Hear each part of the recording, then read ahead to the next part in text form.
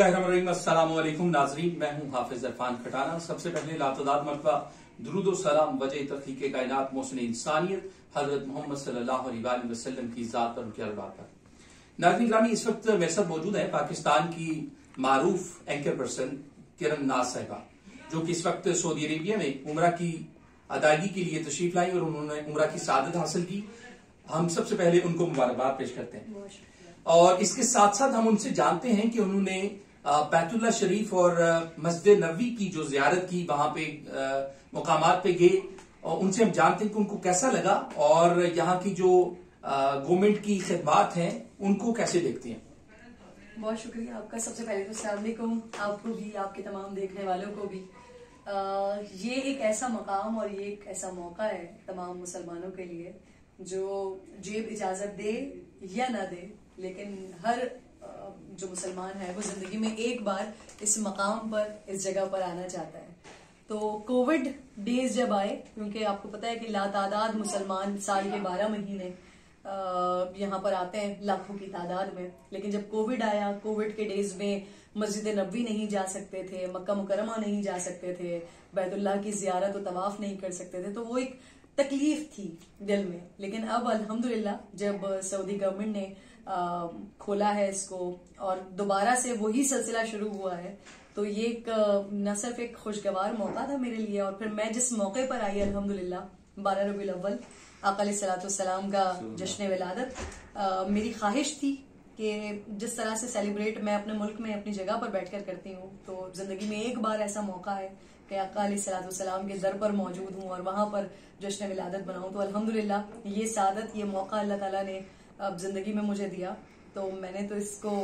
मेरे लिए तो ये जिंदगी की सबसे खूबसूरत याद है, सबसे प्यारी याद है, और अल्लाह से दुआ है कि जब तक जिंदगी रहे ये सिलसिला इसी तरह से आना जाना लगा रहे। जहां तक आपने इंतजामात के हवाले से पूछा है, तो इसमें कोई शक नहीं है, अल्हम्दुलिल्लाह बड़े सुकून के साथ मैं एक्सपेक्ट कर सकती हूँ कि जिस तरह से हाजी हजरात हज के मौके पर जब यहाँ पर आते होंगे, तो वो किस सहूलत के साथ, किस सहूलियात के साथ यहाँ पर अपने जो 40 दिन या उससे कम के लिए जो लोग आते होंगे वो गुजारते होंगे। क्योंकि मैंने ये जो अपना 15-16 दिन का वक्त गुजारा है और अल्हम्दुलिल्लाह भी कुछ दिन मजीद बाकी हैं, तो वो बड़ी सुकून के साथ बड़े अच्छे तरीके से गुजारे हैं। लेकिन आपके तवज्जुह से मैं कुछ चीजें लोगों को बताना चाहूंगी। मक्का मुकरमा में तो खत्म हो गया है, लेकिन मस्जिद नबवी में अभी तक बाकी है। जब मैं आ रही थी तो मुझे कुछ लोगों ने ये बताया था कि आपको कुछ ऐप वगैरह डाउनलोड करनी है और उस ऐप के जरिए फिर आप मस्जिद नबवी में आका अलैहिस्सलाम के रोजे पर हाजिरी दे सकते हैं उस ऐप के जरिए। लेकिन बहुत सारे जो बेचारे पाकिस्तानी आते हैं, जो मैंने जिनको बड़ा परेशान देखा, क्योंकि मैंने जैसे आगाज में कहा कि जेब इजाजत दे या ना दे, लेकिन ये वो मौका और ये वो मकाम होता है कि जहां हर मुसलमान जिंदगी में एक बार आना चाहता है। तो बहुत सारे ऐसे लोग जो अपनी जिंदगी की जमा पूंजी जमा कर करके यहाँ तक पहुंचे, और जब वो आए और उनको पता लगे कि जी वो रोज़ा रसूल पर तो जा ही नहीं सकते क्योंकि उन्होंने वो ऐप डाउनलोड नहीं की थी, या जितने दिन उनका यहाँ पे स्टे था उस वक्त तक उनका वो परमिट ही नहीं आ रहा था, तो उनके लिए ये बड़ी तकलीफ की बाइस हो जाता है ये बात, और उनके लिए बड़ी मुश्किल सिचुएशन हो जाती है। तो सिर्फ इतना बताना चाहूंगी कि अल्हम्दुलिल्लाह जैसे पहले आते थे वैसे ही सब आ सकते हैं, लेकिन जो सबसे इम्पोर्टेंट है वो ऐप तवक्कलना या एतमरना, वो ऐप है, उसको जरूर डाउनलोड कर लें और उसके थ्रू आप अपना अपॉइंटमेंट लेकर आए। इंशाल्लाह ताला आप रोज़ा रसूल पर भी जा सकेंगे और जो बाकी ज़ियारत हैं वो भी कर सकेंगे। अच्छा, इसके साथ मैं आखिर में आपसे ये जानना चाहूंगा, क्योंकि आपकी बहुत सारे पाकिस्तानी के साथ मुलाकात हुई होगी, और इसके साथ साथ जैसा कि आपको पता है कि पाकिस्तान के अंदर ओवरसीज पाकिस्तानियों की बात की जाती है और आप जो है वो डेली शोज भी कर रहे होते हैं। इस पे आप कैसे देखते हैं और क्या पैगाम देंगे इस मौका पर? एक चीज जिसने मुझे बड़ी खुशी मैसर आई यहाँ पर जब मैंने देखा, आप जैसे तमाम माशाल्लाह जो यहाँ के सीजन जर्नलिस्ट हैं जो यहाँ पर काम कर रहे हैं,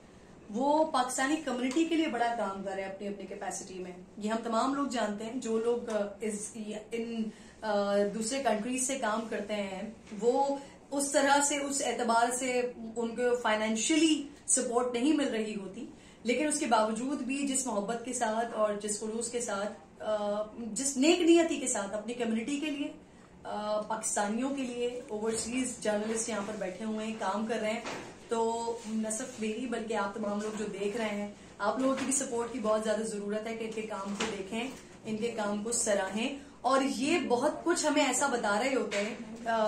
दरिया पार रहकर, जो शायद हमें मालूम नहीं होता, जो हमें पता नहीं होता कि अच्छा जो ओवरसीज पाकिस्तानी है वो इतनी मुश्किलात बर्दाश्त कर रहे हैं, वो इतनी मुश्किलात बर्दाश्त करने के बावजूद पाकिस्तान का पॉजिटिव इमेज बनाने के लिए बड़ी मेहनत कर रहे हैं। तो उसके लिए जरूरी है कि इनके काम को देखें भी, सुने भी, जाने भी और इनको सपोर्ट भी करें। थैंक यू सो मच, आपने अपना कीमती वक्त अनायत किया। जी नाज़रीन गिरामी, आप भी हमारे साथ जुड़े रहिए और आप जहां कहीं पे भी मौजूद हैं वहां के मुल्क के कवानीन का एहतराम करेंगे। हमारा हम सब का फर्ज है, हम अगर सऊदी अरेबिया में मौजूद हैं, हम सऊदी अरेबिया के कवानीन का एहतराम करें और इसी तरह हम जब पाकिस्तान में जाते हैं तो पाकिस्तान के कवानीन का एहतराम करें। एक चीज और बल्कि मुझे भी याद आई तो आपके तवज्जुह से मैं कहना चाहूंगी,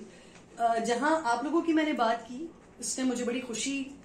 मैसर आई इस बात से, लेकिन एक चीज और कि बहैसियत पाकिस्तानी कुछ चीजों की मुझे बड़ी तकलीफ भी हुई। जब यहाँ के लोगों से मेरी बात होती है तो बताया जाता है कि मस्जिद नबवी में बहुत सारे बड़े एरिया को कॉर्डन ऑफ इसलिए कर दिया गया क्योंकि वहां पर कुछ खवातीन आती हैं, पाकिस्तानी खवातीन आती हैं जो वो काम करती हैं जो उनकी नजर में यकीनन आप जिस हद तक मोहब्बत कर सकें करें, लेकिन हर मुल्क का, हर माशरे का एक रूल होता है, रेगुलेशन होता है, उसको फॉलो करना होता है। बहुत सारे लोग यहाँ पर आके मस्जिद नबवी में कोई धागे बांध के चले जाते हैं, जालियों पर ताले लगाकर चले जाते हैं, जिसकी वजह से इन चीजों को कॉर्डन ऑफ किया गया। इसी तरीके से मैंने कल खुद विटनेस किया मस्जिदुल हराम में बैतुल्लाह का एक अपना वहां का एक